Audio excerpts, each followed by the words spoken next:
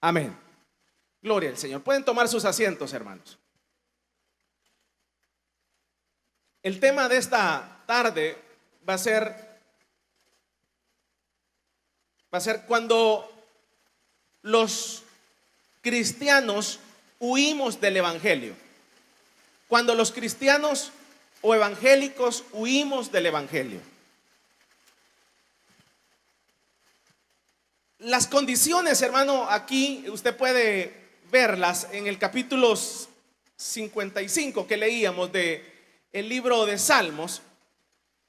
Hemos estado narrando la condición difícil y caótica para David. David tiene enemigos, y dentro de los enemigos que tiene es Saúl.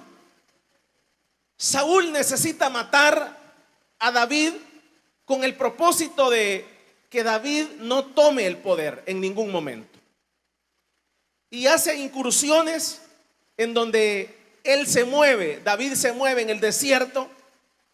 David es traicionado por los ifitas, no en una ocasión, sino en dos ocasiones.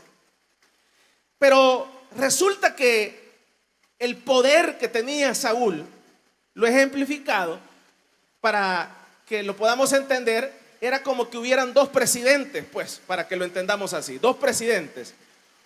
Un presidente que era Saúl, que tenía el ejército de Israel, y el otro presidente que había sido elegido por Dios, que era David, pero David no contaba con el ejército de Israel, sino que David contaba con 600 hombres, para que usted tenga una idea, un promedio de 600 hombres. Solo que estos 600 hombres eran experimentados, tenían mucha experiencia, pero eran dos presidentes paralelos, uno que era Saúl y el otro que era David. Entonces el problema era que Saúl, que era el presidente, para que usted y yo lo podamos entender, tenía el poder económico, tenía los impuestos de Israel, tenía plata, tenía ejército, tenía armamento, tenía soldados experimentados, tenía armas, y estaba el otro presidente que había sido elegido por Dios, que era David.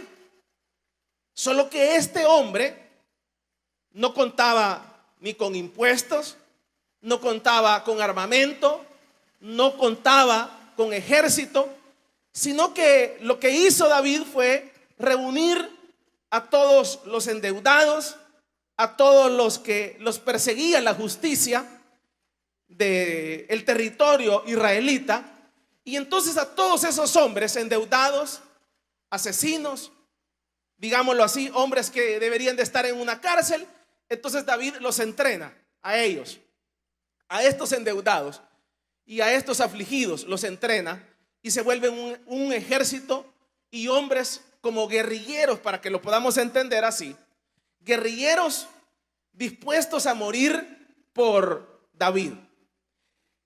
Eso viene siendo parecido, valga la aclaración, por ejemplo, aquí en El Salvador, usted y yo conocemos que aquí en El Salvador se dio una guerra que duró 12 años. 12 años. Hubieron un promedio de 100,000 muertos durante esos 12 años. Y la guerra que vivimos aquí en El Salvador, para los que son de estas nuevas generaciones, la guerra que vivimos aquí en El Salvador fue un grupo de personas, de intelectuales, para que lo entendamos así, pero fue un promedio que no pasaba de 3,000 hombres, para que usted tenga una idea. Y estos 3,000 hombres decidieron irse a vivir al cerro de Guazapa. Ustedes han visto el cerro ahí. Hay reportajes. Estos 3,000 hombres ahí vivían.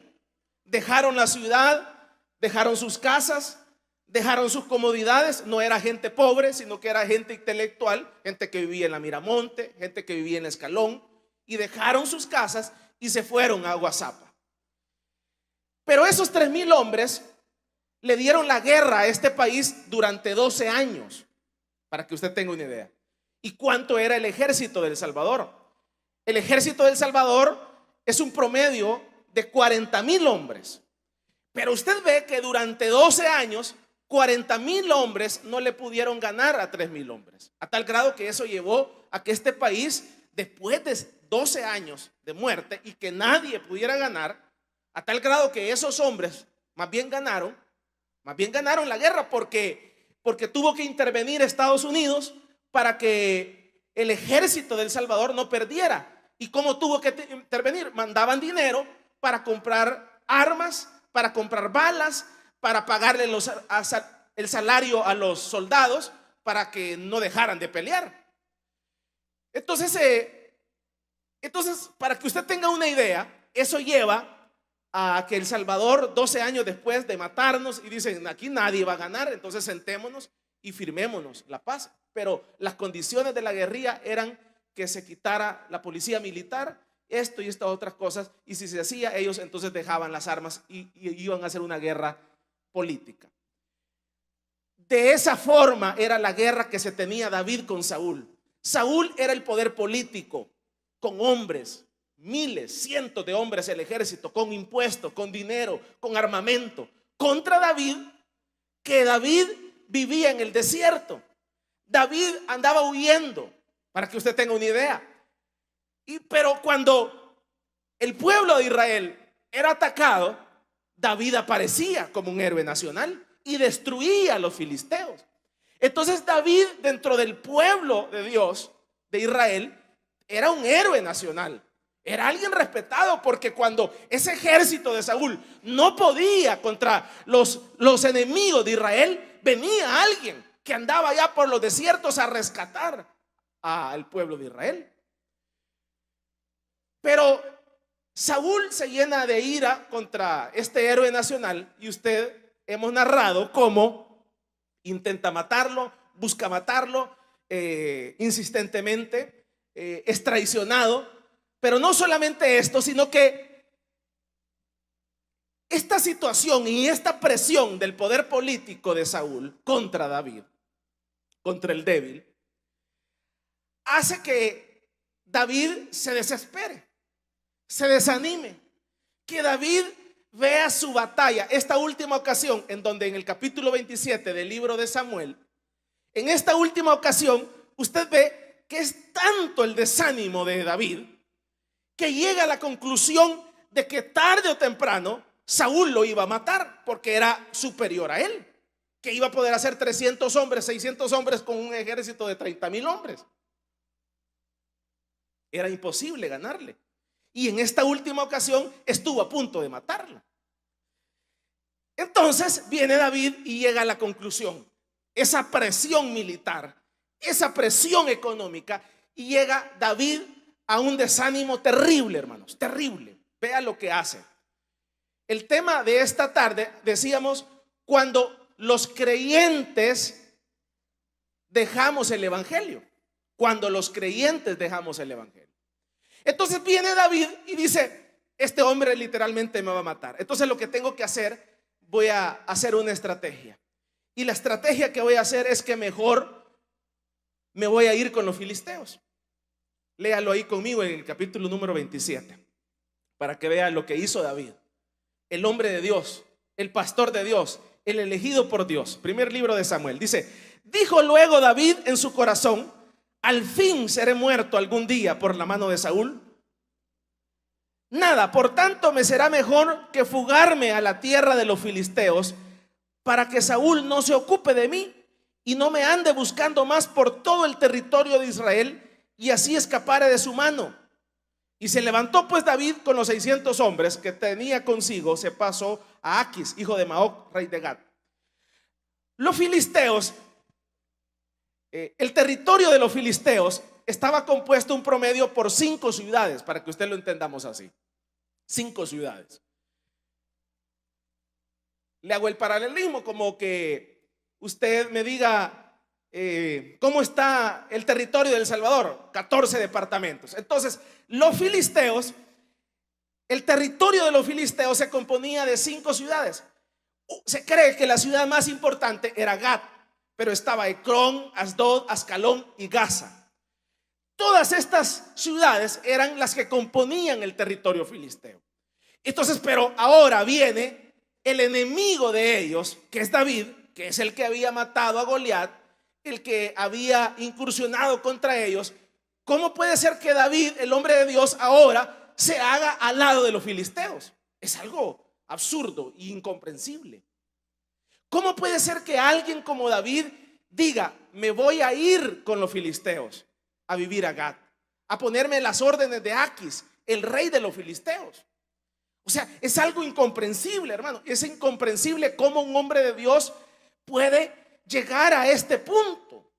Cómo un hombre de Dios, elegido por Dios, que Dios lo había protegido por tantos años de cada una de las incursiones que había hecho Saúl, llega a la conclusión, usted lo lee ahí en el capítulo 27, de decir, ya no más voy a defender al pueblo de Israel y me voy a ir en contra del pueblo de Israel.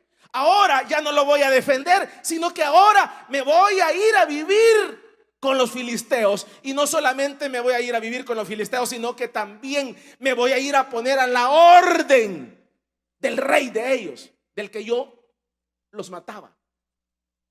Entonces, cuando uno ve esto, hermano, es algo que uno dice, ¿y cómo puede ser que alguien que el Señor le dio la guerra contra Goliat, que el Señor le dio la guerra contra las diferentes circunstancias con el oso, con todas las guerras ganadas por David? Por eso le decía que era un héroe nacional que venía y defendía al pueblo. ¿Cómo puede ser esto? Es incomprensible. Entonces uno, cuando ve esta situación, usted ve cómo ahí narra en el capítulo 27 cómo David se va a vivir con los filisteos. No solamente se va a vivir con ellos, sino que va a hablar con Aquis, se pone a la orden de Aquis y además le dice que le va a servir. Y estuvo un promedio, para que tengamos una idea, un promedio de 1 año y medio sirviéndole a los filisteos. Ahora, cuando vemos esto, hermanos, decíamos como tema, cuando un cristiano se va del evangelio. Fíjense que cuando vemos esta narración, lo que encontramos es esto: cuando un cristiano se va del evangelio. Cuando iniciamos este ministerio hace 27 para 28 años, de las personas que se inició este ministerio, hermanos, solamente quedan un promedio de 2 personas fundadores. Una de ellas es nuestro hermano anciano Conrado Álvarez. Pero solamente quedan 2 personas. De ahí, todos los que estamos acá sentados y los que estuvieron en la mañana, los que han estado durante todos estos años, han sido que se han ido agregando durante todos estos años. Pero no solamente eso, sino que escasean las personas que puedan decir, mire, hermano, yo tengo 20 años en este ministerio. Sí, las hay. Escasean las personas que puedan decir 10 años en este ministerio. Y también hay personas que estuvieron 5 años y se fueron, y otras han regresado 10 años después, 15 años después. Pero cuando nosotros analizamos este comportamiento de la iglesia, no solo de esta iglesia, hermanos, esto es a nivel mundial, de la iglesia del Señor, ¿cuál? Que iniciamos en el evangelio, pero resulta que llega un momento en donde desistimos del evangelio, pero no es que nos vamos para otra iglesia, no es que nos vamos a levantar un ministerio, no es que están mis hermanos que se han ido de aquí, están predicando en África, han ido a levantar una obra en África y están en África predicando. No, se van para el mundo. Todo el creyente que se sale de la iglesia se va para el mundo, se va a vivir al mundo, se va con los filisteos. Y uno dice, ¿cómo puede ser esto? Que alguien que, porque esto es parejo, hay pastores que un día estuvieron acá o en otros ministerios y ahora no es que están predicando, sino que ahora tienen un sucar wash, ahora tienen una su tienda y a esta hora están atendiendo en la tienda. Y ahora tienen una pastelería y ahora están atendiendo la tienda y la pastelería. No es que están predicando. Y uno dice, pastores, evangelistas que hicieron grandes campañas, ¿a dónde están? estuvieron un día dentro del Evangelio del Señor, pero ahora ya no están. ¿Y a dónde están? No es que están levantando otro ministerio, sino que ahora están atendiendo la familia, porque durante 20 años los domingos no tuvieron tiempo para ir a la playa, porque durante 15 años no tuvieron tiempo para hacer su vida. Entonces este es un patrón que viene siendo una costumbre dentro del Evangelio, y que nadie está exento, nadie. Por eso le digo, pastores, evangelistas, obreros, anfitriones, o sea, quien sea dentro del Evangelio no está exento a este patrón y a esta conducta. Y muchos de los que me escuchan ya regresaron 10 años después. Pero ¿para dónde se fueron? ¿Fueron a levantar una iglesia, hermano? No, se fueron para el mundo. Se fueron a vivir a la tierra de los filisteos, a servirle a los filisteos. Vamos a darle un fuerte aplauso pues al Señor. Entonces este patrón de David es algo normal dentro de las iglesias, es algo normal dentro del Evangelio. Ahora, ¿cuáles fueron las circunstancias que llevan a David a tomar esta decisión? ¿Cuáles son las circunstancias que llevan a un creyente y a la iglesia a desistir? Hemos estado estudiando que las circunstancias que llevan a los creyentes a desistir del Evangelio, a decir ya no más domingo, ya no más hogares de restauración, ya no quiero ser obrero, ya no más cultos especiales, ya no más de esto del Evangelio. ¿Qué cosas son las que llevan? Las cosas que llevaron a David a esta toma de esta decisión no fue que el diablo lo llevó a esto. Por eso le estoy hablando de creyentes, estoy hablando de personas que están dentro de la iglesia, que los hace desistir del Evangelio. A David lo que lo llevó a vivir en la tierra de los filisteos y a ponerse a la orden de los filisteos y a trabajar por los filisteos, porque se volvió un asaltante David. Para que usted tenga una idea, usted lo puede analizar en su casa. Entonces se volvió un asaltante, un bandido, y lo que despojaba y robaba se lo llevaba a los filisteos. Y entonces uno dice, el hermano se vuelve otra vez asaltante. David iba a robarles a los amalecitas el oro, la plata, y se las traía a Aquis, a los filisteos, al rey. Era amigo de él. Y entonces uno dice, ¿por qué razón? Las razones están claras en el capítulo 27. La presión que ejerció Saúl sobre David lleva a un desánimo. La presión que ejerció Saúl lleva a una circunstancia de desánimo en David, que lleva a la conclusión de hacerse de los filisteos. Y esto no es una excepción, hermanos. Si nosotros hablamos con todos los que han desistido, del Evangelio, y que ahora lastimosamente ya no están acá, ni en esta iglesia ni en otra iglesia, sino que están en la tierra de los filisteos, ha sido la misma estrategia. La estrategia ha sido la misma. No fue el diablo, sino que fue la presión de las circunstancias. ¿Cuáles circunstancias? Las circunstancias que llegaron a nuestra vida. ¿Cuáles circunstancias? Una cárcel. Por ejemplo, hay muchos pastores que dicen, llegan hasta ese momento. Muchos pastores que lastimosamente tienen que pasar por la prueba de una cárcel, pero cuando entran a la cárcel, alguien podría decir, allá van a ir a predicar, y cuando salgan van a salir predicando. No, muchas veces salen y dicen, no, ya no más. ¿Y por qué es esta razón? Y la razón de esta situación es porque a veces uno llega a una mal conclusión y piensa que todas estas circunstancias son para vencernos, son para que nosotros desistamos. Por ejemplo, aquí dentro de este ministerio han habido a lo largo de muchos años personas que les detectaron una enfermedad. Por ejemplo, le puedo mencionar hasta autoridades dentro de aquí de la iglesia que tenían 15 años sirviendo aquí en la iglesia. Perdón, 20 años sirviendo aquí, autoridades.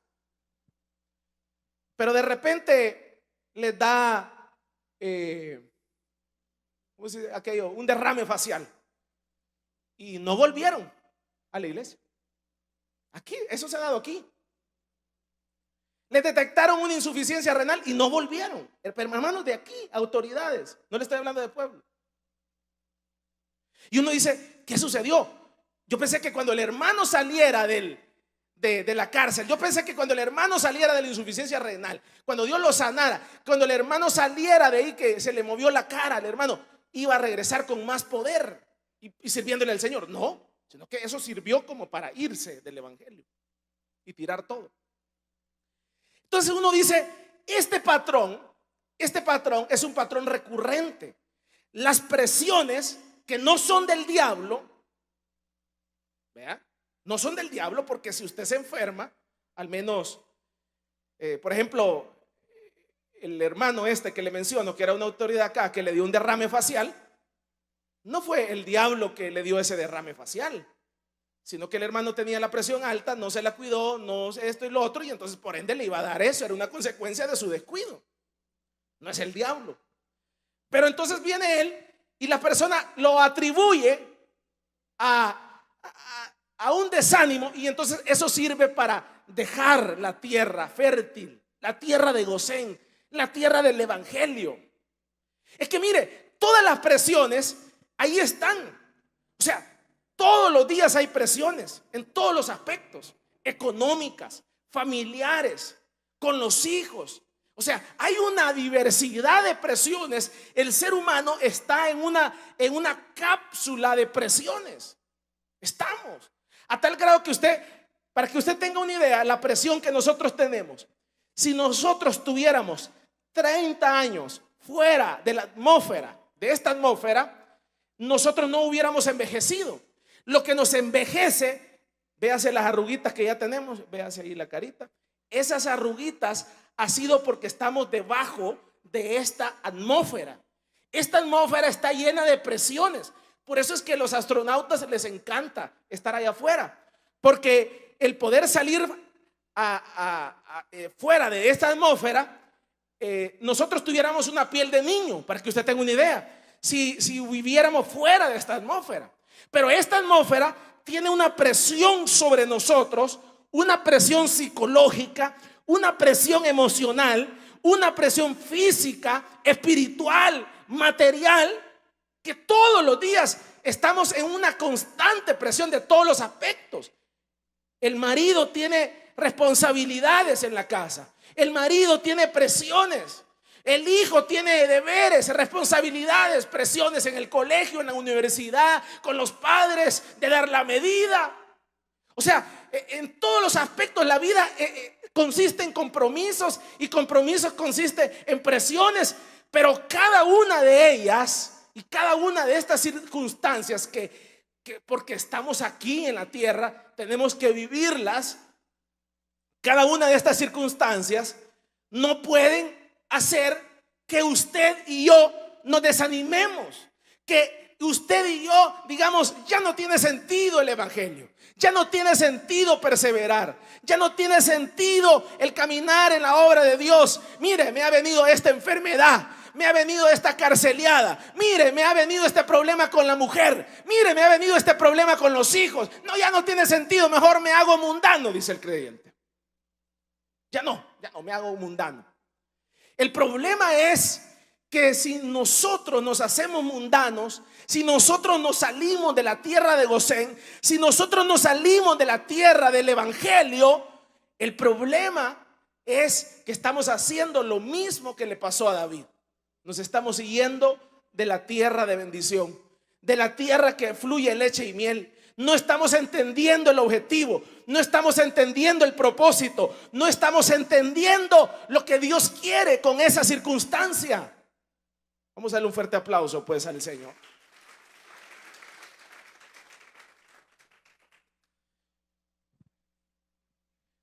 Hay un testimonio del caso del hermano pastor David Cho de la iglesia de Seúl, Corea. Es la iglesia más grande del mundo, para que usted tenga una idea. Tiene 350 distritos y 1 millón de personas que se congregan en su iglesia.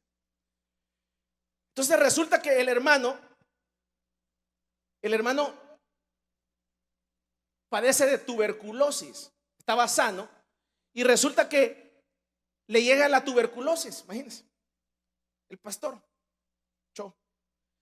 Y entonces la tuberculosis, predicar con tuberculosis, una tos, y que la gente no se le puede acercar porque usted se la pasa al otro, y el rechazo de la gente porque usted tiene tuberculosis es terrible. Resulta que él empieza a orarle al Señor que Dios lo sane, y resulta que Dios lo sana. Pero resulta que Dios lo sana, pero también a los 3 o 4 años le regresó la tuberculosis. ¿Y cómo fue que Dios lo sanó? Pues entonces es ahí donde uno dice, ¿qué sucedió? Y entonces él cuenta el testimonio, el proceso que Dios tenía para su vida. Porque dice él, no puede haber un pastor que sane, ore por los enfermos y él no haya sido sanado de alguna enfermedad. Y entonces él logra entender el proceso de Dios en su vida, que para poder él orar por las sanidades, no es la regla, pero él así lo ejemplifica. Entonces, para él poder orar por los enfermos, entonces él tenía que haber experimentado el poder de Dios, que Dios también lo había sanado a él. Pero no solamente lo había sanado a él, sino que 3 o 4 años después la enfermedad regresó con más fuerza y tuvo que orar otra vez para que Dios lo volviera a sanar. Vamos a darle un fuerte aplauso pues al Señor. Pero todo ese proceso no era para que él dejara tirada la iglesia. Todo ese proceso no era para que él desistiera y se fuera a donde los mundanos y donde los filisteos, sino que ese proceso era para que creciera su fe, para que pudiera decir, mire, no se preocupe, Dios es poderoso, abrió el mar rojo. Usted ha leído en la Biblia que el Señor abre el mar rojo. Sí, amén, gloria a Dios, el Dios histórico. No se preocupe, pero mire, a mí Dios me sacó de la cárcel. Yo estaba condenado a 20 años, Dios me sanó, me sacó de la cárcel. Mire, no se preocupe, mire, Dios es un Dios histórico que abre los mares. Sí, pero a mí me sanó de cáncer, a mí me sanó de sida, a mí me sanó de insuficiencia renal. Ese testimonio es diferente porque la persona lo ha vivido en carne propia. Vamos a darle un fuerte aplauso pues al Señor. Entonces, como decía Job, de oídas te había oído, mas ahora mis ojos te ven. Pero no es fácil. Por eso le digo, las presiones lo hacen a uno desistir. Hicieron que David se hiciera mundano. Pues es como que usted llegue a la conclusión, no usted, sino que hay miles de personas que lo han llegado a la conclusión y dicen, me voy a hacer mundano. Y entonces la gente dice, me hago mundano mejor, así no hay problema, ya el diablo no me va a seguir, que no sé qué, que no sé cuánto. Mire, allá yo no tenía ningún problema y que no sé qué, que no sé cuánto. Entonces es un error, porque esa presión que usted está enfrentando en este momento puede ser una enfermedad incurable, puede ser una cárcel, 30 años condenado injustamente, puede ser una situación difícil en su vida, una infidelidad, puede ser un hijo en las drogas, una situación adversa. Entonces esa situación que usted, esa presión que usted está enfrentando, esa situación que usted está enfrentando, no es para que nos vayamos con los filisteos, no es para que nosotros desistamos, sino que esa presión que usted y yo estamos enfrentando en las diferentes circunstancias de la vida, esa presión debe de servir para confiar que Dios es verdadero. Esa presión que usted está enfrentando ahora tiene que servir para glorificar el nombre del Señor tarde o temprano. Esa presión que usted está enfrentando tiene que servir para testificar que Dios lo sacó de la pobreza cuando usted no tenía ni trabajo y ahora tiene trabajo y ahora tiene su negocio y ahora está bendecido. Pero esa presión no es para que se vaya para Estados Unidos y deje aventada a la mujer y los hijos. Esa presión es para confiar en medio de la adversidad en el Cristo verdadero.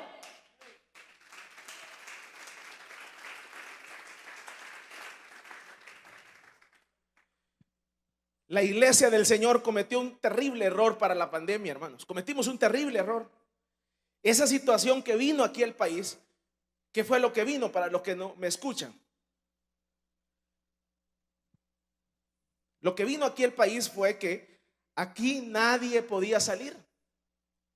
Y el que salía aquí en medio de la pandemia, habían unos centros de confinamiento que se lo llevaban a uno. Y muchos murieron ahí. Pero ¿qué le quiero decir con eso? Entonces las disposiciones fueron: no salgamos. Y entonces la iglesia del Señor lo que hizo fue también cerrar las puertas y ya no hacer culto. Pero ¿qué sucedió? Esa situación difícil, esa situación complicada, esa condición adversa, terrible, que está uno contra la pared, no era para decir ya no vamos a hacer culto a las 8 de la mañana aquí o a las 2 de la tarde. No era para decir ya se cerró la iglesia y nos vamos y abrimos dentro de un año, hermanos. Eso no era para eso. Sino que esa circunstancia adversa era para que nosotros confiáramos en Dios. Era la oportunidad para que usted y yo confiáramos en Dios. Yo me recuerdo que entré en un gran pánico ese domingo en la mañana, cuando ya nadie podía salir. Y ahí tipo 6:15 de la mañana llegó el pastor y me dice: ¿qué vamos a hacer? En la noche estuvimos discutiendo que si íbamos a cerrar la iglesia o ya no íbamos a seguir o qué íbamos a hacer. Y entonces, bueno, el Señor dirá, en la mañana el Señor me va a poner qué vamos a hacer, me dijo. Entonces resulta que a las 6:15 de la mañana, recuérdense que había un culto especial a las 6:30. Entonces me recuerdo que me llegó a hablar al oído. Era de esos días en donde usted no se quiere levantar, porque levantarse era como había que enfrentar la muerte, había que enfrentar salir a la calle y saber que lo podían agarrar. Y entonces le digo: ¿cómo hacemos? Le digo: ¿me voy yo primero o se va usted? Mira, me dijo, hagamos algo, me dijo. Me voy a ir yo adelante en un taxi, me dijo. Y yo me le quedo viendo así. Sí que está loco. Y me dijo: mira, me dijo, le voy a decir el taxi, me dijo, hay un retén ahí por Plaza Mundo y le voy a decir al taxi que se vaya por allá arriba, me dijo, por allá, me dijo. Pero mira, me dijo, si en un dado caso, me dijo, me agarran y me llevan, me dijo, entonces vos, me dijo, nos vamos a ir dispersados, me dijo, los 4 nos vamos a ir dispersados, me dijo. Vos vas después, me dijo. Cuando yo llegue allá yo te hablo, me dijo. Y si te agarran a vos, me dijo, dije yo, entonces va el pastor Adonías, lo vamos a mandar tipo 10, me dijo. Y así nos vamos a ir dispersados, me dijo. La cosa es que el culto no se va a dejar de hacer. Entonces usted ve que está con alguien dispuesto a morir, ¿verdad? Que no es broma, pues, lo que está diciendo. Entonces, pero no es que usted se la lleve de fuerte. Eso no es como me voy a hacer el fuerte. No, es que las circunstancias no le permiten que usted se haga el fuerte, pues. ¿Cómo se va a hacer usted el fuerte en una circunstancia que le ponen la pistola aquí? No se puede ser el fuerte. Pero es ahí en donde uno está mentalizado. Esta enfermedad, esta carceleada, esta situación que ha venido es para confiar que Dios es verdadero en nuestra vida. Dios va a obrar en el camino.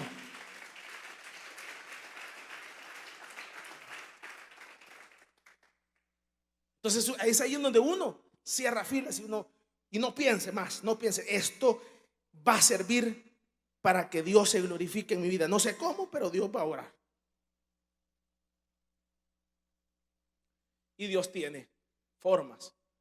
Quitaba los retenes. Andábamos como 3 cartas que nos habían mandado no sé qué, no sé cuánto.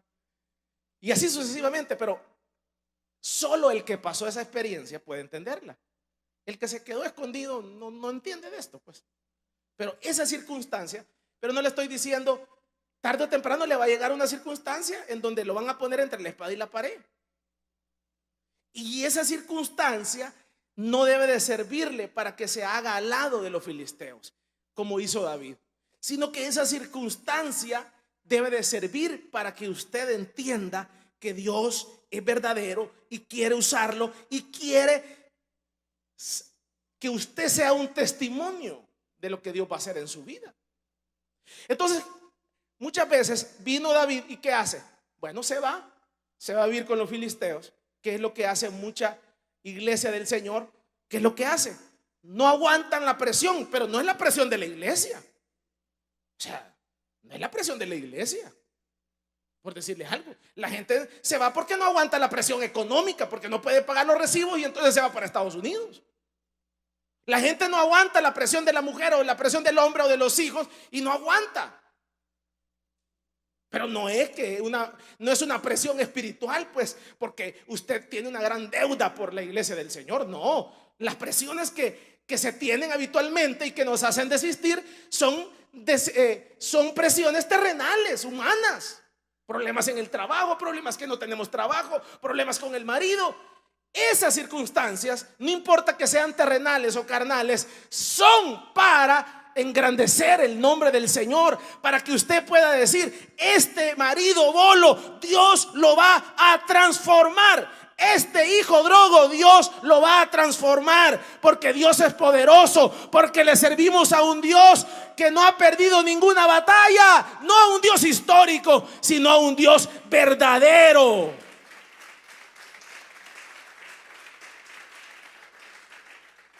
Termino esta tarde. Hay un estudio, vea, de estas circunstancias se aprovecha Satanás. Satanás sabe que nosotros somos débiles. Digan conmigo, débiles. Débiles, somos débiles. Nadie es fuerte. Solo en Cristo es que somos fuertes. Somos débiles. Entonces hay un estudio del origen de todas las adicciones. La realidad es fuerte. Diga conmigo, la realidad es fuerte. La realidad es fuerte. Mire, la realidad es un impacto que uno no lo logra digerir. ¿Cómo voy a mantener la mujer? ¿Cómo me voy a mantener yo? ¿Cómo voy a mantener los hijos? No tengo trabajo, ya subió la luz, ya subió el agua, ya subió el transporte, esto, lo otro, aquí y allá, la renta me la están subiendo. O sea, la realidad es fuerte, hermanos. Es fuerte. Entonces Satanás sabe que nosotros somos como palomitas. Él sabe que nosotros somos como palomitas que solo con el viento fuerte ya nos ponemos tristes. Entonces viene Satanás y lo que hace es que ha creado inhibidores de la realidad. Inhibidores de la realidad. ¿Qué significa eso? Lo que significa son productos que te sacan de la realidad. ¿Cuáles son esos productos? Por ejemplo, el primer producto son el alcohol. ¿Por qué razón un alcohólico le dice a usted cosas? Dicen que los niños y los alcohólicos dicen la verdad, ¿verdad? Y entonces, ¿por qué un alcohólico le dice cosas que antes no se las decía a usted? ¿Por qué? Porque él ya anda en esa otra esfera, ya no anda en esta esfera. Y entonces el alcohol lo que hace es sacarlo a uno de la realidad, de esta que pesa, de esta que duele. Y entonces lo saca a uno de la realidad y lo sube y lo levanta a esa realidad como andar en los que han tomado, entienden esto, y entonces él anda como en una nube que nada le importa, no le importa que no pueda mantener la familia, no le importa que no tenga trabajo, no le importa esto. Y cuando le baja el alcohol un poco, y entonces siente la realidad, que no tiene trabajo, que no puede mantener la mujer y esto otro, y dice: tráiganme otra. Esa es la realidad del alcohol. La realidad de las drogas. Entonces la droga me desconecta mentalmente. Entonces una persona que usa droga quiere salirse más de la realidad, porque por ejemplo con el alcohol usted todavía ve ve a la persona, ¿verdad? Ve, usted sabe y anda algo consciente, pero ya la droga lo levanta a usted, que usted ya no conoce a su mamá, ya no conoce a su papá, y usted vive en la tercera dimensión. Está fuera de la realidad. Otro inhibidor, la fornicación. Entonces la realidad es dura. Una persona que quiera casarse es dura, no es fácil ser engañado por un hombre o por una mujer. Entonces Satanás te pone la fornicación ahí. Como entonces la niña o el hombre se siente que nadie lo ama. Entonces él necesita que alguien lo quiera. Necesita que una mujer lo quiera o que un hombre lo quiera. Y entonces ahí está Satanás. Te llega como amigo, te abraza. Después que te abraza, pasa más y empiezas esa cadena sexual de fornicación. Pero ese es un inhibidor de la realidad, porque eso tarde o temprano te va a pasar las consecuencias negativas a tu vida. ¿El adulterio qué es? Es no se aguanta la presión del hogar, el mal carácter de la esposa, el mal carácter de los hijos, que nadie valora al papá todo lo que está haciendo. Entonces el hombre tiene que buscar por otro lado, o viceversa. No aguanta la realidad. Entonces, ¿qué le quiero decir? Entonces Satanás, ahí están los productos. Pero todas esas circunstancias no son para que forniques, no son para que adulteres, no son para que te hagas del lado de Satanás, del diablo, sino que son para que veas la mano de Dios, para que Dios se manifieste, para que Dios obre, para que haya un milagro en tu vida, para creer en Dios, confiar en Dios en las circunstancias, en los desiertos, en las tribulaciones, en las cárceles, en las pobrezas, en los desiertos, en las enfermedades. Pero yo tengo un Dios poderoso que abrió el mar rojo, y no solamente abrió el mar rojo, sino que sanó cojos, levantó muertos. Tiene el poder sobre la muerte. Ese es el Dios que usted y yo tenemos. Entonces, todas esas presiones que usted y yo las hemos enfrentado,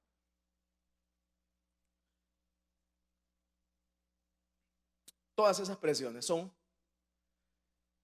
son para que nosotros nos refugiemos en Dios. Agreguémosle una más. Véase su pancita, por favor. La comida es otro inhibidor. Si usted tiene que medir 1 metro. Si usted tiene panza, vea que si tiene panza, dígale, la panza literalmente es un inhibidor de Satanás. Entonces usted no aguanta la presión de la realidad. Entonces uno dice a comer. Tráeme una soda, man. Tráeme algo, man, para que me quite esta pena que ando, esta presión que ando. O sea, para que usted tenga una idea cómo están todos los productos para destruirnos. Entonces usted, en vez de volarse una Coca-Cola de 2 litros, ¿sabe qué haga? Mejor póngase a leer la Biblia y se le van a quitar las ganas de Coca-Cola. Y no solamente se le van a quitar las ganas de Coca-Cola, sino que vamos a rebajar. Vamos a darle un fuerte aplauso pues al Señor.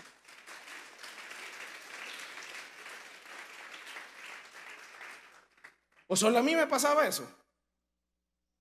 Estoy hablando con testimonio, pues. O sea, cuando no tiene la presión, entonces tráigame una soda, tráigame esta comida, tráigame una hamburguesa. Entonces, es las presiones de la vida que lo llevan a uno a comer y después a destartalarse, y después viene la diabetes, después viene la hipertensión y después viene la caja. Pero todas esas circunstancias de presiones no es para que comamos más.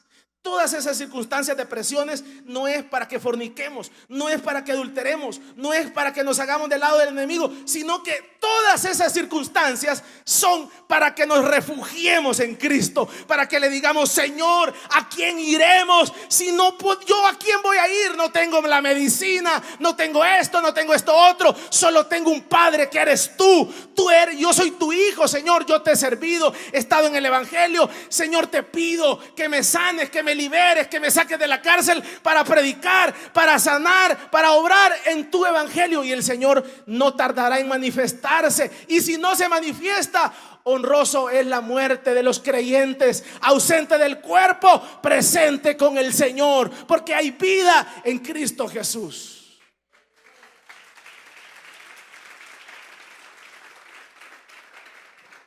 Sadrach, Mesac y Abednego le dijeron: renuncian a Cristo. Y dijeron, no, esta presión no nos va a hacer traicionar a Cristo. No, bien, el Señor nos libre o no nos libre, no te vamos a servir, Nabucodonosor. Bueno, denle en fuego a ese horno. Y usted vio que estos muchachos no renunciaron. Esas presiones no es para que te vayas del evangelio. El hijo pródigo, usted ve, agarró para el mundo. Allá en el mundo no hay nada bueno, hermanos. Allá afuera no hay nada bueno y no hay necesidad de experimentarlo. No hay necesidad de ir a que usted vaya al mundo y que le digan que ya no hay nada bueno. Se dice que uno aprende con la historia, con las experiencias de otro, con los libros, con cuando uno viaja. O sea, la experiencia, esa es la sabiduría de las personas. Ahora estaba leyendo un artículo en el periódico acerca de los dogmas de una compañera del colegio y me llamó la atención y dice, ese artículo dice, dogmas son sabidurías. Y me gusta porque dice ella, por ejemplo, hay refranes, ustedes ven, hay refranes que nosotros practicamos, que uno dice, a donde va Vicente va toda la gente, cosas así, ¿verdad? Refranes. Y entonces todo eso es producto de la experiencia de otros. Y entonces, como le sigue pasando al otro, le sigue pasando al otro, le sigue pasando al otro, entonces todo el mundo lo empezamos a repetir y eso sigue pasando. Entonces, así es. O sea, no hay necesidad de ir al mundo para que te digan que en el mundo no hay nada bueno. El único amigo del hombre se llama Jesucristo. El único amigo de los seres humanos se llama Cristo. Solo en Él hay amor verdadero. Solo en Él hay fe. Solo en Él hay paz. Solo en Él puedes aliviar tus cargas. Satanás no va a aliviar tus cargas. Satanás lo que va a hacer es terminarte de matar. Porque Él vino a matar, a hurtar y a destruir. Eso es como que le pidas a un alacrán, no me pique. Sí, la naturaleza del alacrán, ¿cuál es? Picar. Una culebra, tarde o temprano te va a morder. Entonces así es Satanás. En él no puede haber amor, en él no puede haber paz. En el único que hay paz y amor es en Cristo Jesús. Vamos a darle un fuerte aplauso pues al Señor. Entonces termino esta tarde, no sin animarles a todos aquellos que ya quieren renunciar del evangelio, aquellos que me escuchan y ya están fuera y se fueron hace muchos años, que regresen. Pierda la pena, pierda el miedo, pierda su orgullo, pero regrese al evangelio. Aquí está su silla esperándolo. Regrese al evangelio. Gloria al Señor. Póngase en pie ahí donde está.